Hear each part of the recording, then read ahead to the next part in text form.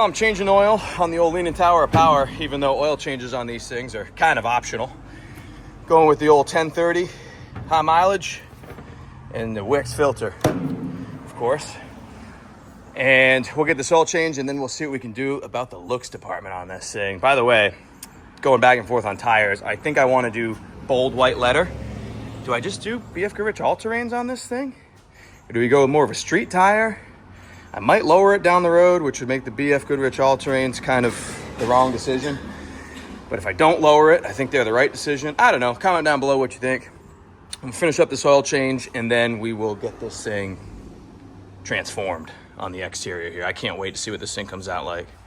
Look how dry the bottom of this motor is. There's like a dusting of oil on it, but like completely dry up front. Old kind of debris in the back, but like no actual oil leaks. That's really impressive. I love the oil filter design on these things. Let's stick it straight up so that you can't put any oil in it. Whatever. They're invincible. Like I said, they don't need oil anyway.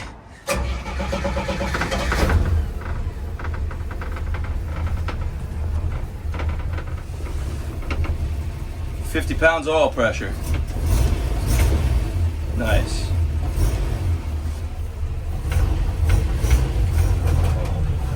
Oh, no power steering, need both hands. Oh. All right, we relocated over to the hose bib. Let's give it a wash. Found out the temperature gauge does seem to work actually in the thing, which is cool. So we got oil pressure, volts, our aftermarket. The volts gauge doesn't seem to work here. Fuel gauge, I don't know, but speedometer and temp seems to work.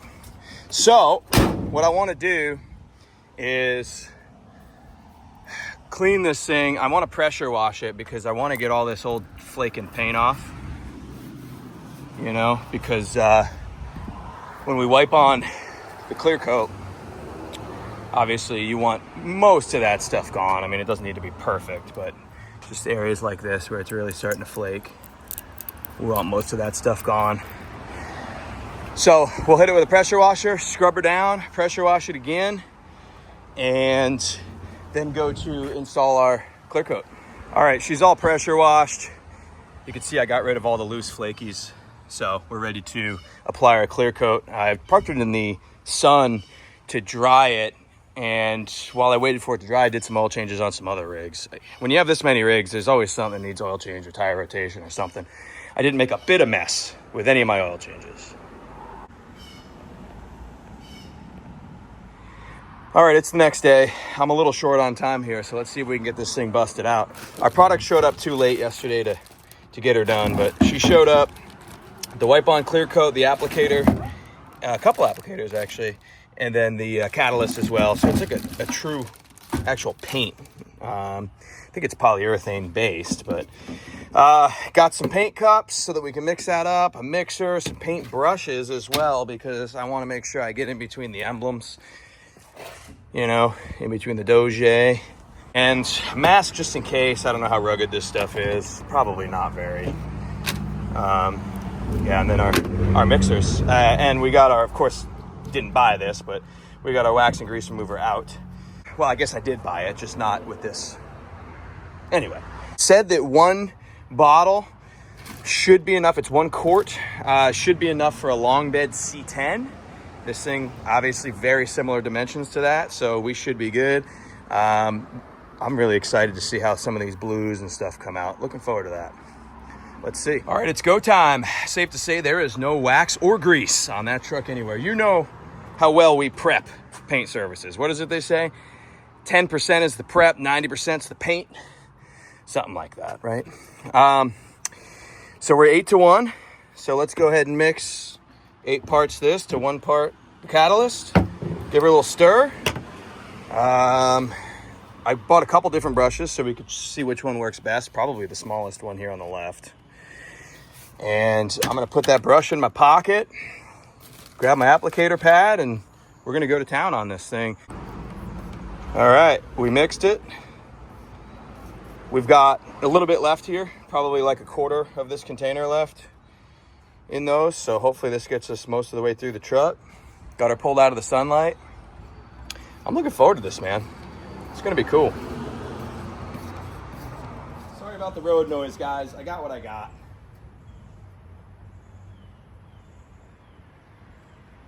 You know, we make do with what we have.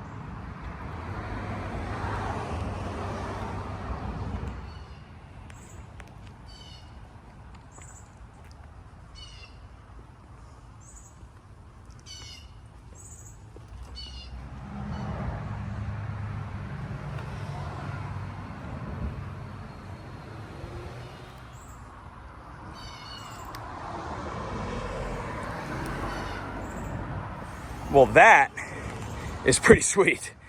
I will say it was less user-friendly than I expected it to be. I think Derek from Vice Grip Garage just makes everything look so darn easy.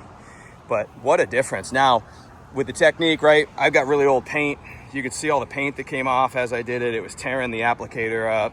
I found it was really easy to miss spots as you were going. Tried to get it as best as I could and kind of re-examine each body panel as I was going along and take a look back, make sure I didn't miss any spots. I'm sure now that it's in the sun, I'll notice some that I missed, but that looks really cool. My paintbrush trick worked really good for the emblems.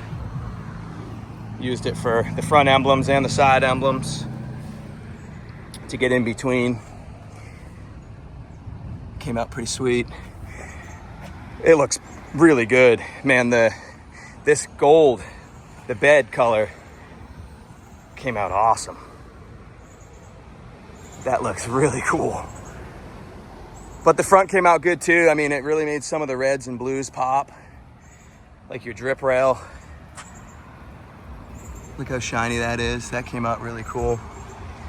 The hood, I basically did 2 coats on. The paint is so rough on the hood that it ate up a lot of material. See, there's a spot right there I missed. So that's kind of gonna be a thing, I think. But came out really cool. I like it a lot. Again, at first I'm like, man, the technique, there's a lot of technique to this, but I got a lot better as I went. Well, I've been driving this thing now past week or so, here and there, running some errands with it, stuff like that, and it's still looking great, but I think it's time we tackle this clutch master cylinder. I don't want to drive it too much longer like this. It's leaking pretty good, as you can see everywhere. Every time you press the clutch, she sprays. So we've got to get this thing changed out, and believe it or not, all the junk that I've owned, I don't recall ever having to change a clutch master cylinder. I've changed a lot of brake master cylinders, but I don't think I've ever done a clutch. Gonna try the old heat juice trick here.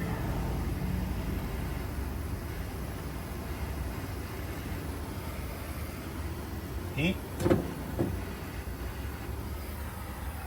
juice, heat,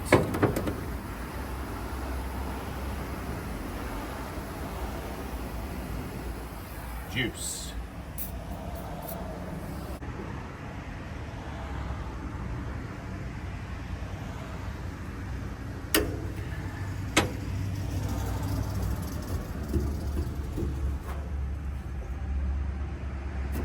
Yes. We get it? We got it. Whoo! She's free. Again, sorry about the background noise. I hate this damn road. It's always a huge victory when you can get the fitting loose without twisting the line itself on a brake line or clutch line. Now, I've never done a clutch master cylinder myself, but everything I've been taught over the years, they bleed much easier than brakes. You really don't have to even bench bleed it. You can, but you don't really have to, and it'll just gravity bleed itself in most cases. So the nice part about the Leaning Tower of Power is we can get to the slave cylinder from the top. So I've been juicing that, as you can see, over the past couple days. And so what we're gonna do is snap that bleeder off and then have to replace the slave cylinder. We can't heat it because all the seals and all the rubber bushings and everything inside of the slave cylinder will melt if we do so. So we just gotta hope that we can put a wrench on that thing and crack her loose. So I think we'll try that next, so that way when I'm laying under the dashboard hating my life trying to get to those 4 bolts, I at least know that my bleeder is loose and my line is loose, so I'm doing it for a good cause. Come on, baby.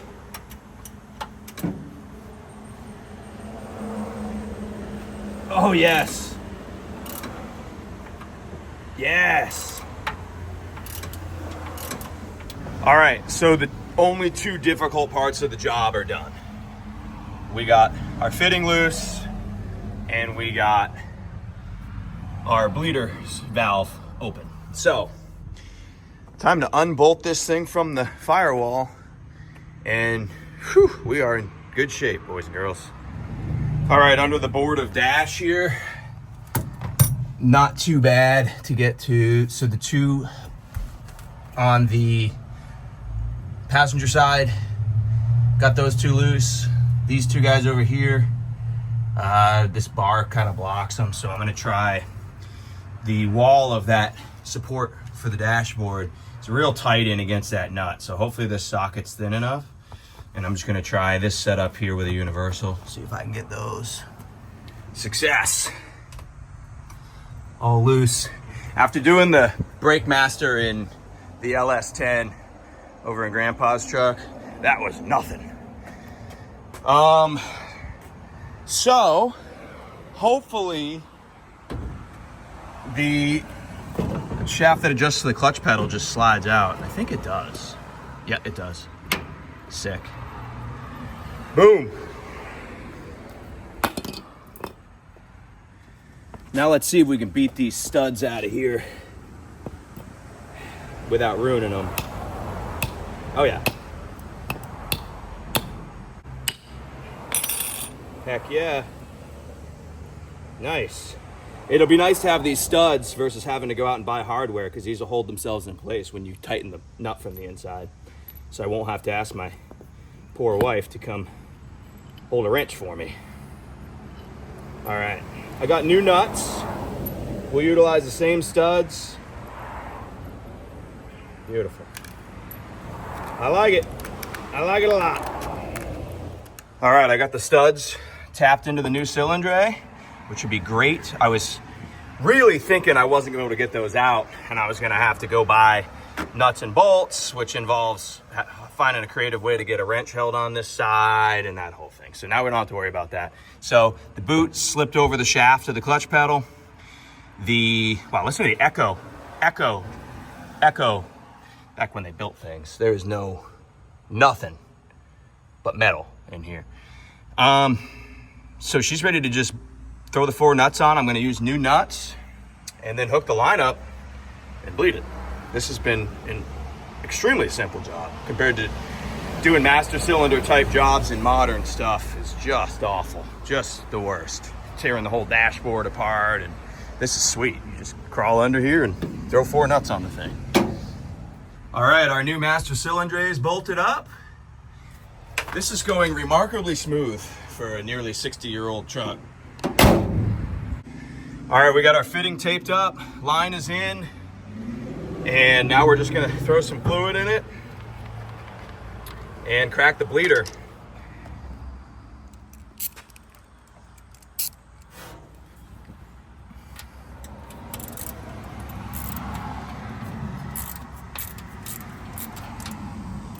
There she goes. And while that thing gravity bleeds, I do also want to check wheel bearings.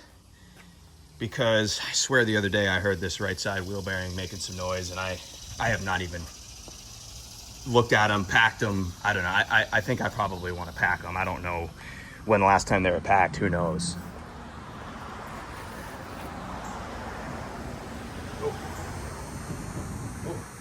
Well, we got play everywhere. Let's zip this tire off and investigate. I gotta be totally honest with you guys. I wasn't filming, but I completely forgot, man. This thing's old enough where the lug nuts are reverse thread. I had my big old impact on there. That wouldn't work. I put a breaker bar on there. Idiot. That's a relief. I'm thinking, what the heck is going on here? Speaking of impacts, remember, I don't know, I guess I was like a preteen, like 02, 03. My stepdad, who taught me kind of everything I know about working on stuff, he came home with an electric impact. And I remember thinking, what is wrong with you? Everyone knows that impacts are powered by air.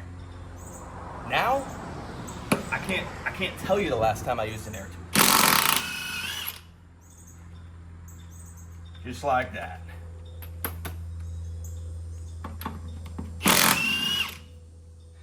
So I'm thinking all of our play is right where the tie rod end hooks to the knuckle. See all that? I'm thinking if we tighten this up, the joint itself might still be good. So I'm gonna see if I can knock all this fossilized debris off of this thing, tighten that nut up. I think that's all that needs. Kingpin's got a little bit of play in it, but I'll pump a little grease into it. I'm not too worried about that. Well, got our nut off and have discovered that our tie rod end is toast.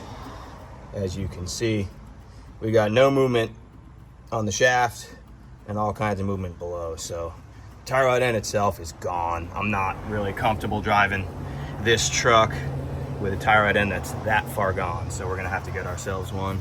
Kingpin, like I said, has a little bit of play, but nothing I'm concerned about. Let's take a look at the wheel bearing here. Wheel bearing is tight, spins real nice, but it does look pretty well dry in there. So we're gonna have to pull this apart and pack that. I don't know if I'll have time for that today. So we need tie rod end. Let's go check the other side actually real quick, see if that needs a tie rod end. Driver's side, not as bad, not near as bad actually. I would actually drive on this for a while, but it's just loose enough to where if we're gonna do one, might as well do the other. I would comfortably drive on that though for a while, hit it with some grease. But hey, we'll do them both. Wheel bearing, driver's side. Actually, the kingpin on the driver's side is quite a bit tighter. There's almost no play in that kingpin. So I'm gonna grease both kingpins and use both of those, replace both of these tie rod ends, and then the wheel bearing on this side, same situation as the other one. Good and smooth, no play in it, but should be greased. All right, clutch is all bled. We got good pedal. Fantastic. Pulled the air filter. Yeah, we need one. So gonna snag one of those, and also gonna snag some tie rod ends and pack those bearings with grease.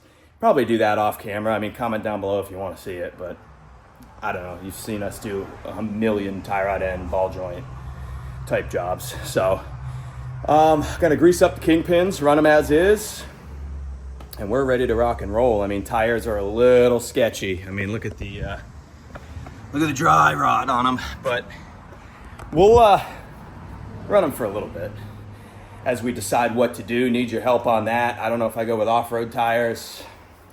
Probably not lowering it anytime overly soon. Maybe we get some used off-road tires for it. I don't know. I want to keep that size because the truck only does comfortably 50. You could stretch it at 55, 60 if you really want to wind her out. But if I go any smaller on those tires, it'll slow it down. And if I go any taller, then they're gonna rub when I turn. So that seems to be the sweet spot. So I'm gonna see if I can find maybe a used set that size. I don't know. That's been another episode on the Dodge D200. Appreciate you guys watching. We'll see you on the next one.